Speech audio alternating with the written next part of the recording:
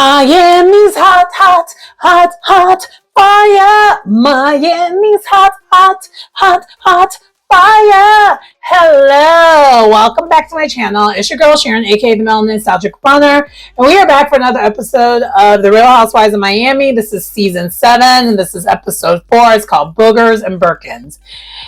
And before we get into it, yes, I'm late with this episode, which normally I wouldn't be, but I'll be honest with you, I have been going back and forth mentally on whether I want to continue this show or not now.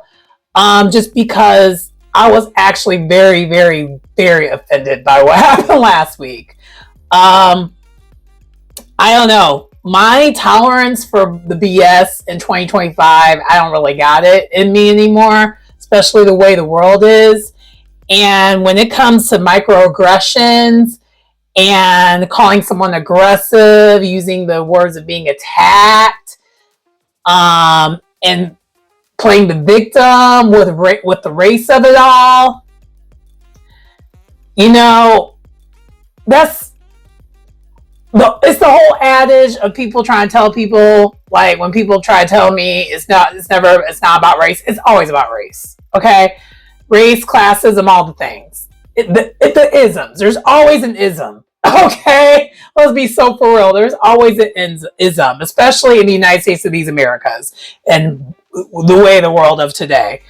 And so I just had a tough time. I'm sorry to go right into it before we get into the episode, but I'm just kind of like giving you a prefix of where I'm coming from with this. And depending on the direction how this show continues on, if I continue to get triggered, I'm going to stop watching the show. I'm going to stop reviewing it. That's pretty much all I'm getting at, okay? I just want to let you know that. And I got triggered in this episode yet again. So I really, really hope this is Julia's last season because I just can't. I can't. And as we get into the episode, we'll talk about it a little bit more to a certain degree. Because there's parts of it where, I'll be honest with you, there's a particular scene, I'm pretty sure y'all already kind of know if you watch the show. I skipped it. I didn't want to hear it. As soon as I heard the first couple things and the lack of accountability, fast forward right through that. I was like, yeah, no, I'm not going to watch this. And just went back to what Gertie had to say. So, but I just kind of wanted to warn y'all ahead of time of why it's late. Because with Miami, especially if y'all been on my channel, because this is the second season of me reviewing in Miami, y'all already know I'm usually hyped and excited where I don't skip it. And the fact that I have it coming out just now, and I'm filming this on a Monday, and I just now watched it on Monday. It wasn't like I watched it and I sat with it. I just now watched it. I didn't even have the desire to want to watch it because I was just so irritated and bothered by what happened. And the fact that, like, that episode really bothered me. I didn't really realize when I was watching at the time. I mean, I know if y'all saw my review, you already know what kind of bothered me. But, like, the more I sat with it, the more I realized it really bothered me. Like, I don't have the tolerance and the giving grace, you know, things that I used to do probably when I was younger, and even when I don't have the rose-colored glasses on anymore. Let's just be so for real. I don't have, that's not me anymore. It hasn't been for a while. And so when I see things that really remind me of how the world really is in real life, I'm like, I don't want to watch it. I'm like, if I wanted that, I just go outside. Like, I don't really need to see that, you know? Because full transparency, we'll get into it when we get into it more, but I felt a way because these are things I've been dealing with. I've dealt with some of these things like recently. So I'm just kind of like, I don't want to see this. I don't want to see it. I don't. But anyway, let's get into it. And we start with this. The real reason why we're starting with it because it starts with Julia at the very beginning of this episode. And immediately, oh yeah, we're 5 minutes in. F Julia. F her. F her. F her. That's the other reason why I dragged this on a little bit at the beginning, because I just really wanted to say that. F her and the horse she rides on. F her. We start at the scene where basically she is with her opera instructor. She's still trying to make fetch happen with this opera. Girl, you cannot sing. You can't sing. Like, basically when Gertie read you're right, she was right. I'm sorry. No non-truths there. None. And the fact that she's trying to turn around and be a victim this whole entire episode, I just can't. And so she's basically trying to say like her singing is like messed up because her she's emotional right now because of what happened. Because this happened to her. Her physical altercation that she decided to be physical and make a physical altercation was because of another person, not because of her as a grown-ass adult. Because she can't use her words. Yeah, make that make sense. And also basically making a beef that wasn't a beef happen. Yeah. And so she's talking to the opera singer or opera person trying to sing. And it's like, girl, you just cannot sing. I really... Bravo, NBC Universal. This needs to be the last season with them too. Martina and Julia. I left out how I felt about... I already don't... see... Let me be very, very honest with you. Full transparency. Y'all probably know I watch tennis, right? Okay, well, Pepperidge Farm remembers all the things that Martina has said, microaggressive things that she said about certain tennis players of the melanin. Pepperidge Farm remembers. I'm just going to leave it there. Anyway, let's go on to more positive, what I rather see, Gertie. So, okay, Gertie, this is really the only part of the show that Gertie's on, really. Because as the show is leading up to like the beginning of the official scene, they did do kind of a weird montage where they kind of show the aftermath of their altercation. And we have Gertie talking to Kiki. We have Gertie talking to Alexia. And we have her talking to Adriana. And then Julia is just talking to anyone that will hear her play victim. And then the rest of the episode is really her doing that for the most part. Anyway, but then this actual second scene here is, sorry, my nose is bothering me right now. My allergies kicking my butt. You already know if it rains, this is what happens. But and it rained yesterday. Rained yesterday. Which I'm so glad because it is much cooler outside. I'm gonna go on a bike ride after this. I'm gonna try to get 20 miles in, hopefully, and maybe get some food at the beach bar. Excited. But anyway, summertime in the Shy. Gotta love it. But okay, so Gertie is actually throwing a birthday party for her younger son, Liam. And she gets to basically do what she does best, which is event planning.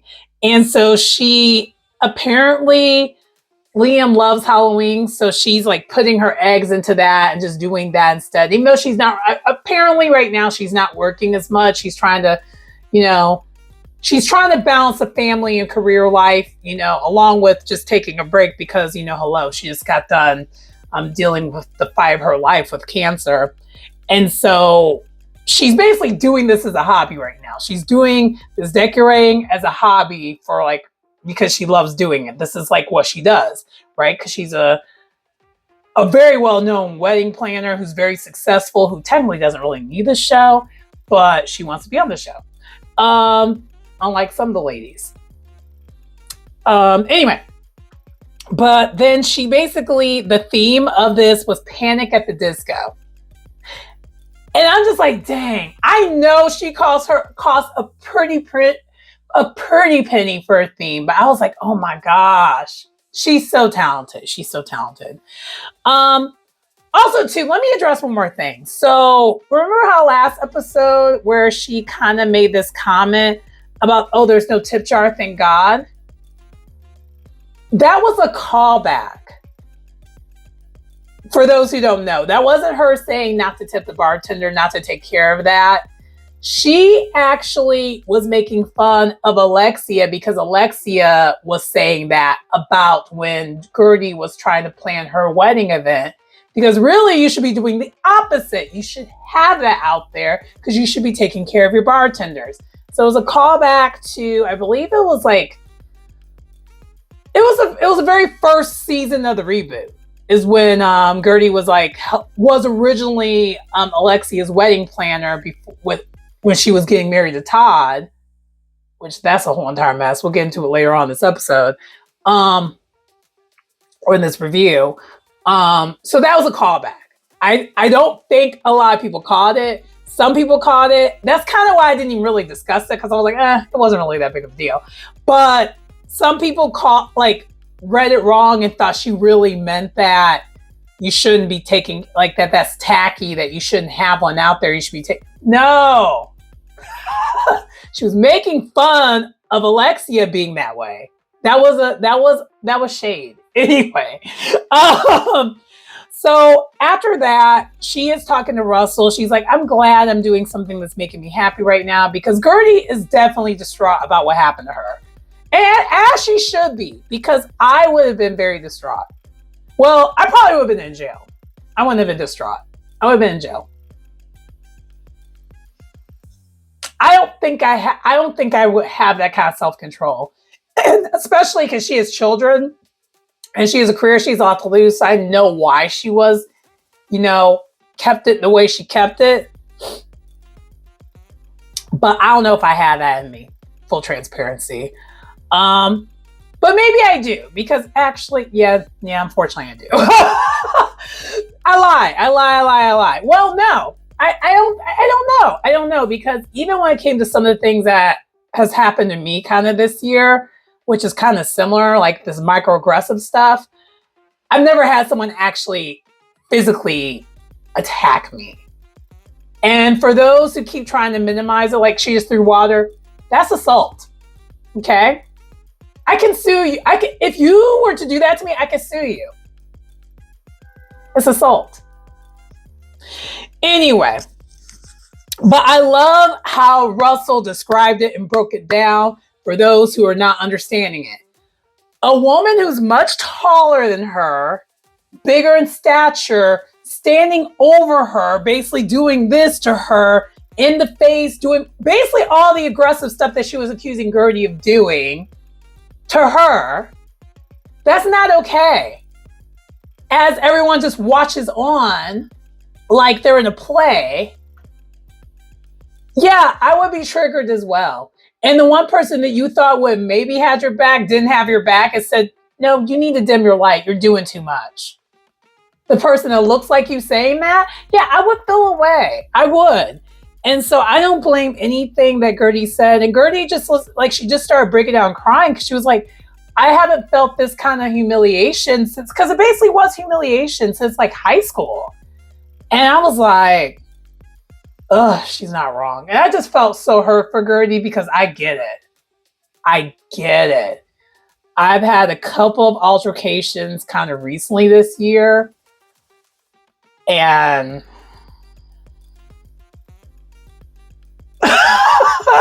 it's been very triggering. This, like, especially in the way the world is right now, you'll be surprised. People are trying it and they're getting a lot more brave than ever. Like, honestly, even me being from a red state, I've never had this kind of interaction until really this year with the second term of that man, the orange guy.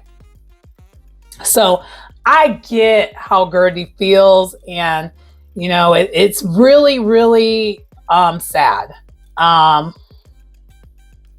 it's really messed up. Anyway, so while this is happening, Julia is talking to Martina and just finding all the excuses in the world and is blaming Gertie for her actions because a grown person's in charge of how you act. as a grown person. And technically you're the elder of the group, because I think you're like in your 50s or something. So someone who's in their early 40s, because I think Gertie's around my age. I think she's like either late 30s or early 40s. Gertie and I were in a similar age group. So to me, that's like someone who's like 11 years older than me.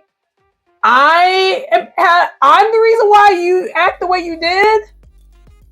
Make it make sense. But anyway, as she started talking, I just sped through it because, of course, Martina has her side all the way. And then the thing that's what bothered me that made me really do this is Martina started using buzzwords of like, she was being, I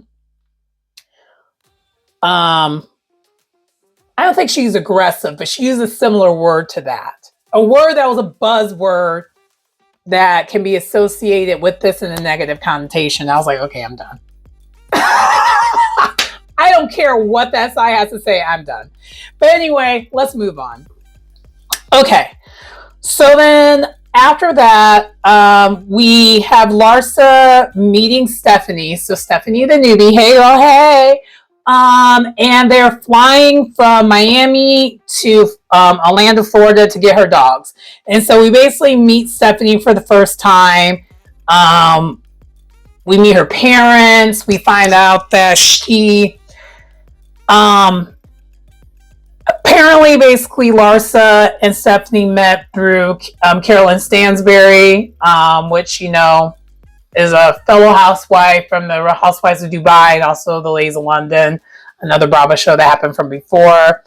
And Larsa's like, yeah, it was like love at first sight. And then leave it to Stephanie to tell us the truth. She's like, I didn't want to meet them.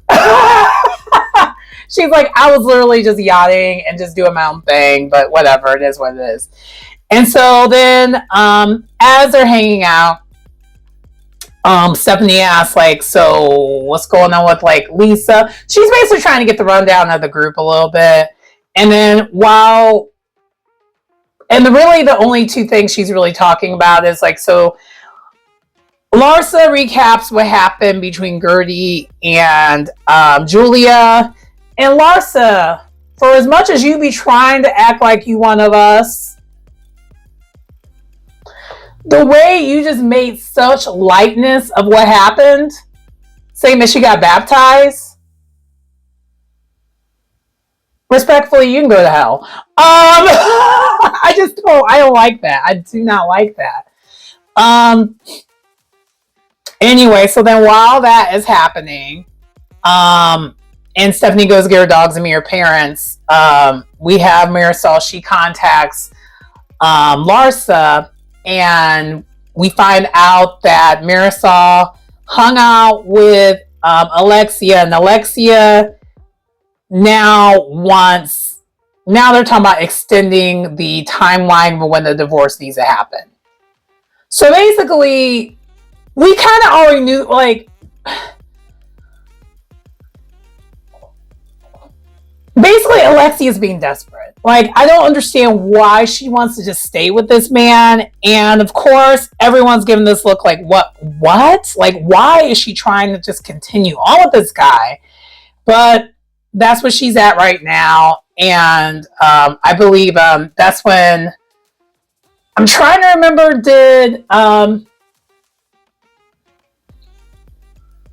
no, that happened later on in the scene. But anyway, Stephanie does eventually find out about this situation. So then after that, Larsa talks about what's going on with her and Lisa.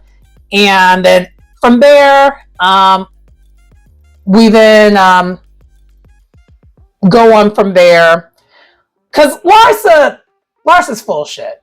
Okay? She's full of it. She is full of shit. Anyway, because Larsa is basically the Lisa and Larsa beef is Larsa's storyline. Larsa has nothing going on. So she is extending this beef intentionally. And it's very clear to me that's what she's doing, because she has nothing else going on. But then anyway, then moving on, the next scene that we get, which is still kind of part of the same thing. And side note, this episode was okay. I didn't really love this episode. This is really, I mean, I've already missed Dr. Nicole last episode especially, but this episode I was like, dang, this really needs Dr. Nicole, because it's like, I feel like Dr. Nicole is a balance that's missing.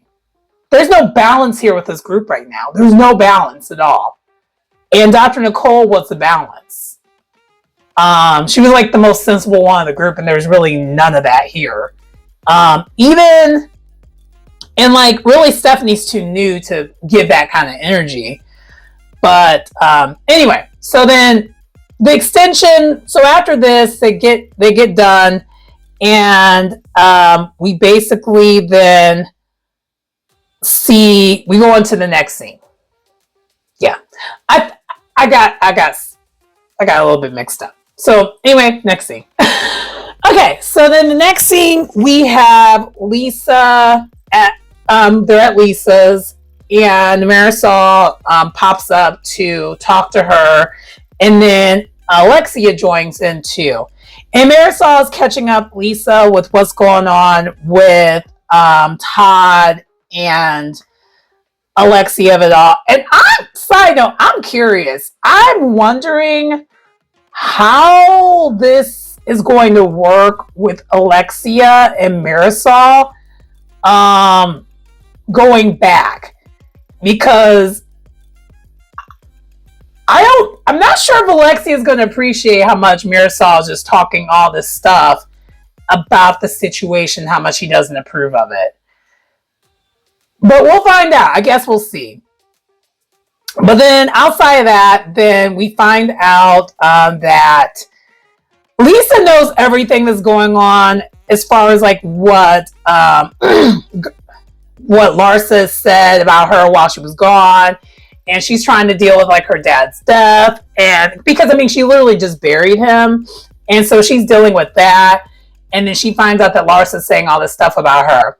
And immediately, so Alexia didn't care as much, but Marisol did ask this. Marisol's like, so how'd you find out? And it's just like, that's messed up that she's asking, how'd you find out? And Lisa, I hope you have enough common sense to realize there's a separation in this group, and it's really obvious now. I'm starting to really see the separation now, because you have some thirsty friend ofs, and the fact that some of the friend ofs were trying to say that Adriana was a thirsty one, she is, but she wasn't malicious about it. She was kind of silly about it. Marisol, you want to be full-time so bad. I could tell you want to be full-time so bad. And I mean, if you know, you know, especially when it comes to why Dr. Nicole didn't feel so bad about leaving this season. If you know, you know. But like, and then also Kiki, the way you're acting, you want to be full-time so bad. And no one likes seeing a desperate housewife. This is a Real Housewives, not Desperate Housewives, friends. It's not that. And there's just a separation here. I'm just starting to notice it. Because to me, that's kind of a weird thing to say, where instead of you being really upset by what Larsa said, you're asking, well, who told you what Larsa said? That's suspect to me, and I'm pretty sure, and Lisa's catching it. I don't think Lisa's like I don't think it's lost on her that that's happening.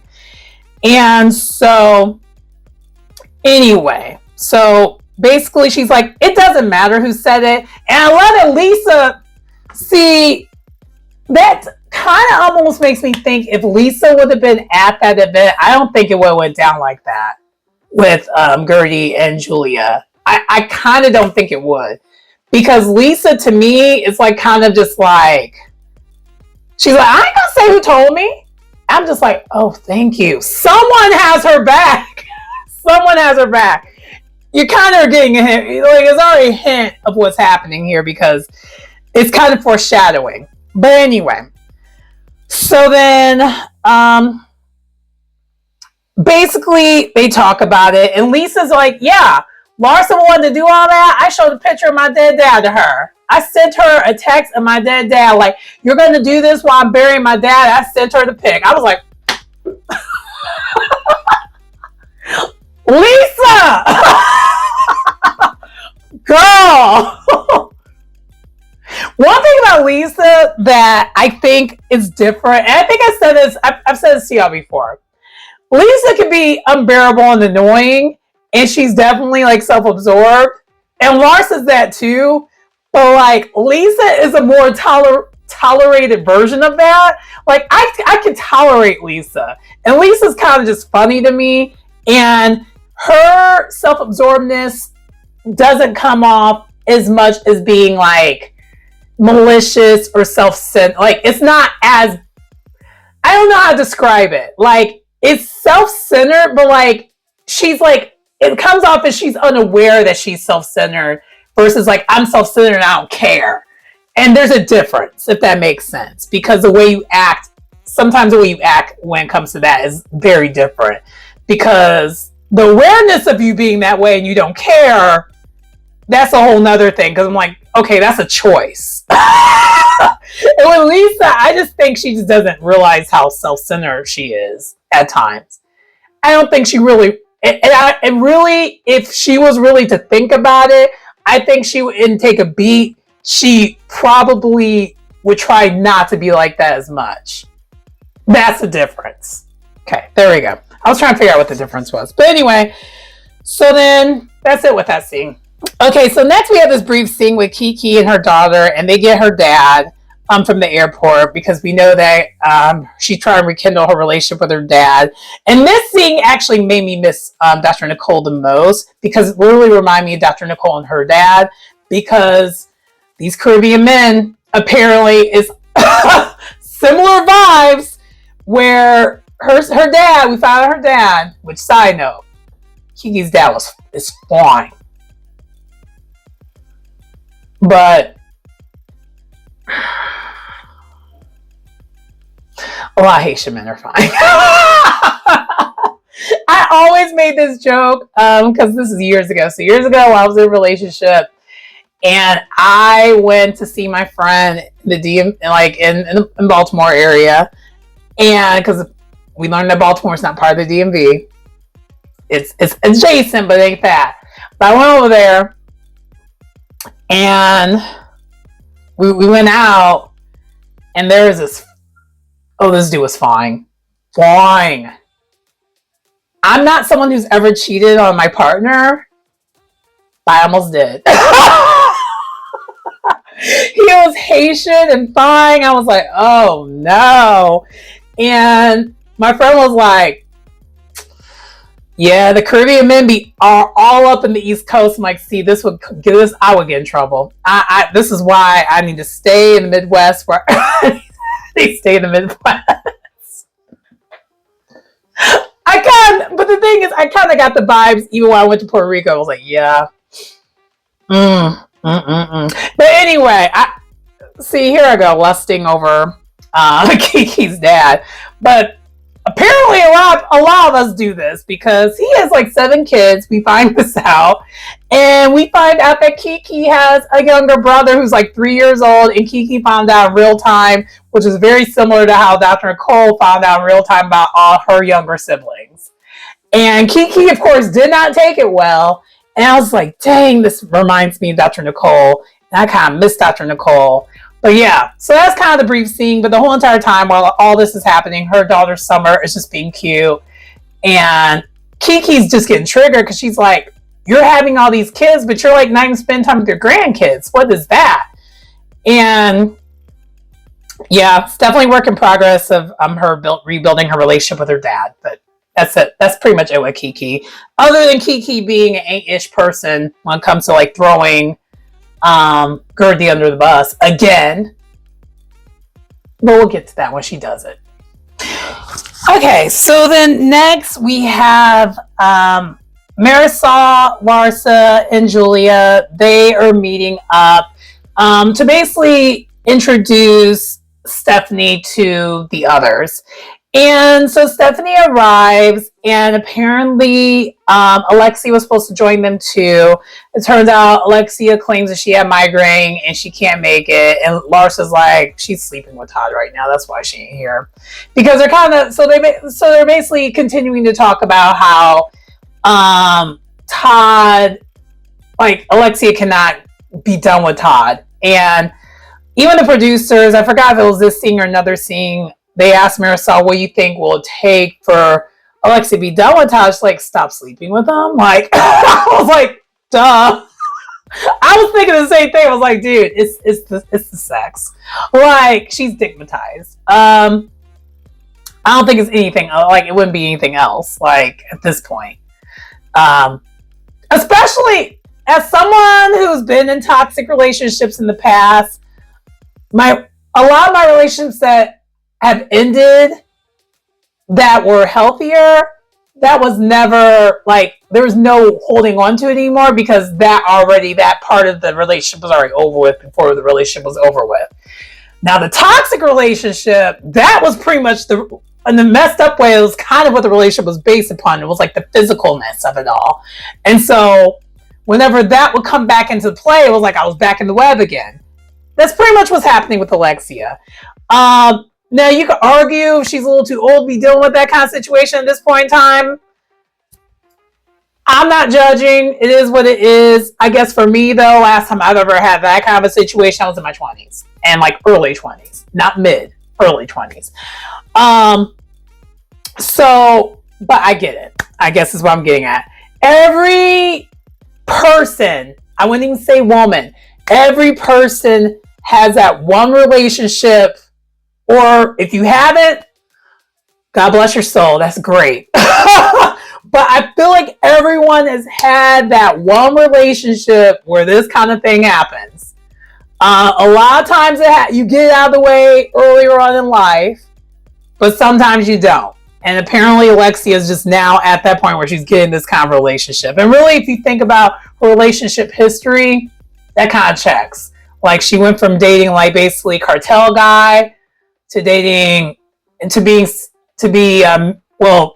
married to cartel guy to then basically having the lavender marriage to this. So it is what it is. Anyway, so Stephanie arrives and Julia, because leading up to this, Lars is like trying to explain like, yeah, she's not really into kids or anything like that. And Julia, of course, is literally the opposite. Like, oh, babies, which to me, whatever. I'm trying to be nice. But immediately you could tell Julia's just kind of like ill, kind of giving her a little bit of a stink and trying to be, and being fake. She's being so fake towards Stephanie, has no interest in really getting to know her, up until she finds out Stephanie also used to be a farm girl. And I was like, Stephanie, I hope you have your good eye on her, and hopefully you don't want to really, really be cool with that lady, because watching that back, that kind of gave me the ick. But we do find out that even though Stephanie is giving luxury and whatnot, she is from Colombia originally.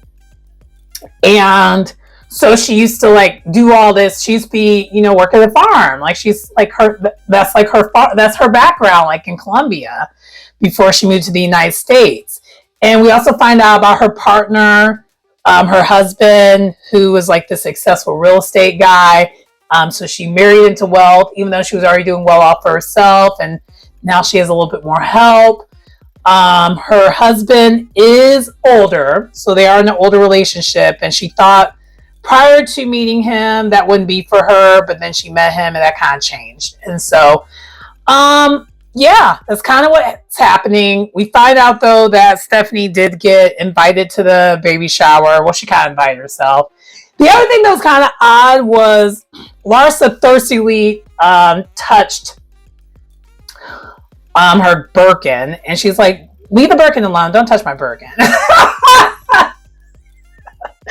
And immediately just learning about Stephanie so far, I hope I like her. So far, I don't have a problem with her. I think it just is a matter of where I just hope she really gets to know everyone and, doesn't do the cliquish thing. I really hope she stands on her own and does her thing. You can tell, though, that she's going to have some problems with the people at the baby shower. So without let's go ahead and get to the baby shower and get to the end of this episode. So Adriana threw Julia a baby shower, and basically everyone's there minus Gertie.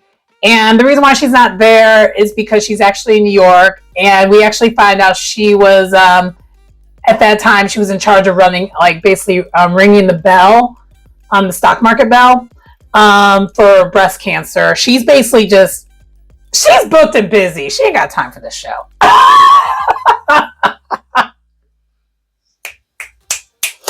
I just love that she was in New York while all the other ladies were doing that. But and she didn't need to be there because this is Julia's baby shower, so I'm actually okay with the fact that she wasn't there.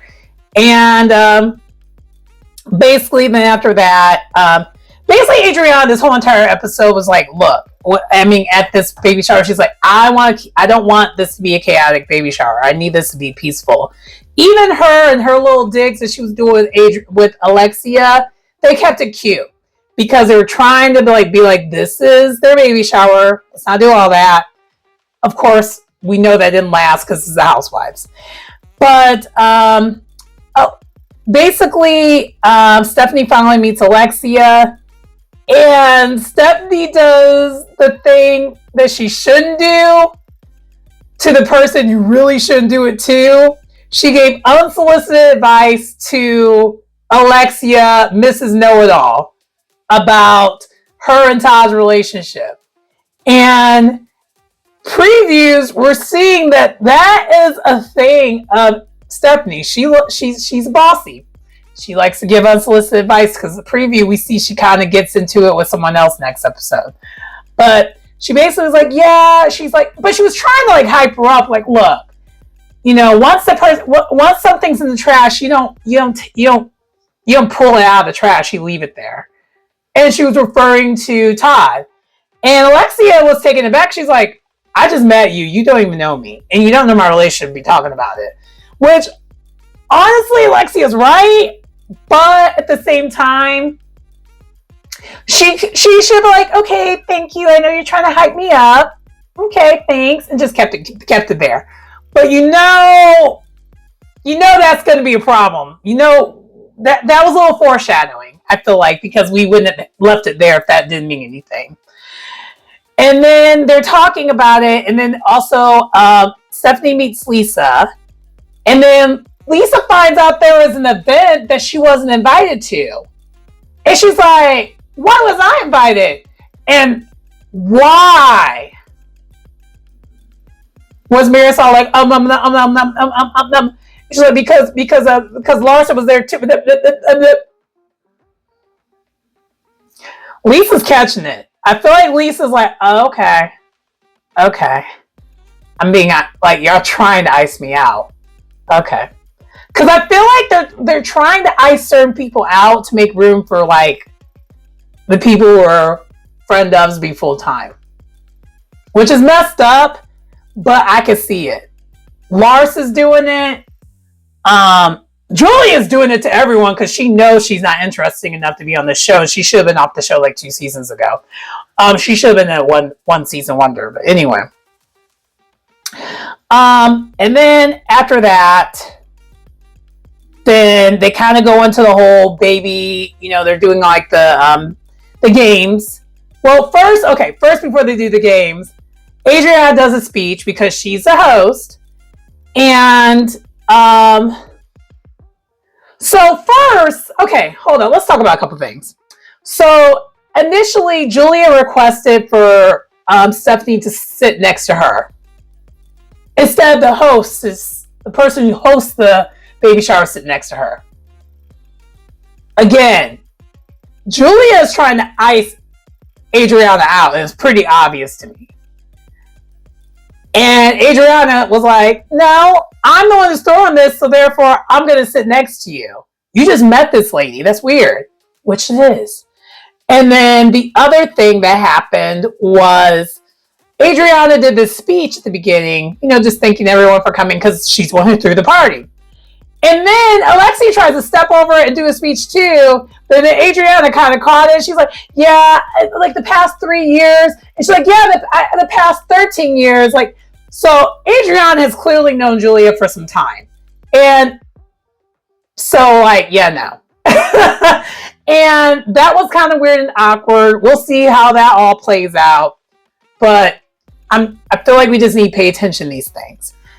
Anyway, so then after they're playing the games, they like basically put there's food that's in like they put things in the baby diaper and it's food. And so they're supposed to guess what it is by smelling and eating all that stuff. Lisa apparently had a gag reaction to whatever she had in there. Apparently the food that was in there, she didn't agree with it. And maybe because it looked like poop, it was a whole entire thing. So she was being kind of extra about it. And then they did this speech. And then we see what the boys, we see the boys that they're adopting are. And I'm triggered again. I am extra triggered. I don't want to be, but I am. Because I'm just like, what in the actual F? What is this? Well, let's talk about it. So, you're going to gaslight, throw microaggressions, do all these things to a black woman while you two are trying to raise black boys?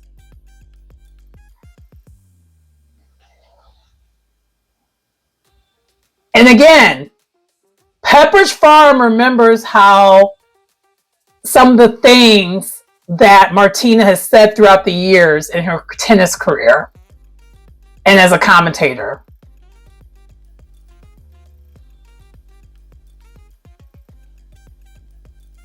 Yeah. Yeah. Yeah, yeah. I'm going to leave it there. But you're going to do all that and you basically are adopting two black boys. Sounds about right. Anyway, so when I saw that, I was not ready for that. But anyway, so then I forgot who asked what or how this happened, but Larsa decides she's gonna like say a speech or something about like because they were playing the game. She's like, yeah, I just wish people would respect how loyal I am. And she's passively aggressively trying to get at Lisa, trying to make a moment, and Lisa isn't catching it. And Lisa's catching it, but she's ignoring it. Lisa, the whole entire time up until this point, is trying to pay Larsa dust, while Larsa is just trying to make fetch happen. Because Larsa, again, she's looking for a moment because this is her storyline. That's all she has going on. And that's not all she has going on. She could be talking more about her failed relationship with the guy who has a problem with the AC, but she ain't doing that. Where nepotism went wrong, we could be talking about that, but we're not talking about it. Anyway, so then the subject comes up about, because Lisa goes away for a second, because I think Lisa said something that was kind of weird. She said something kind of weird and just to Stephanie about how she has these money. She basically was talking materialistic stuff, which first impression wise, that would also turn me off as well. And it did turn Stephanie off. She's like, okay, that was kind of ill. That gives me a little bit of the ick. And, I think Lisa, once she realized she said what she said, she's like, am I a little drunk? And the ladies were like, yeah, friend, you are a little drunk. She definitely came off like she was. And so she went to the restroom to collect herself, get herself together. While she's doing that, then they start to proceed to talk about Lisa and Larsa and their issues. And after that, then Lisa shows back up and she's like, are y'all talking about me? Like what? And Larsa's still trying to like over explain and do all the things. And Lisa's like, but the thing is, you're trying to make this happen as my dad died. This is not the time to do all this. I don't want to do some stupid, non-real beef issues when like my dad just died. And everyone's just like, but how did you find out? And now they're all obsessed with figuring out how she found out. And Lisa, the whole entire time, is keeping it G. She's like, it doesn't matter how I found out. It's still what you did. And Larson's like, yes, it does. It does matter. It does matter. And Kiki decides she's going to tell everyone that Gertie's the one who told her. Which Gertie did tell her. She's like, yeah, I said it to her. And I'm just like, Kiki, you really ain't Ish. You are not Ish.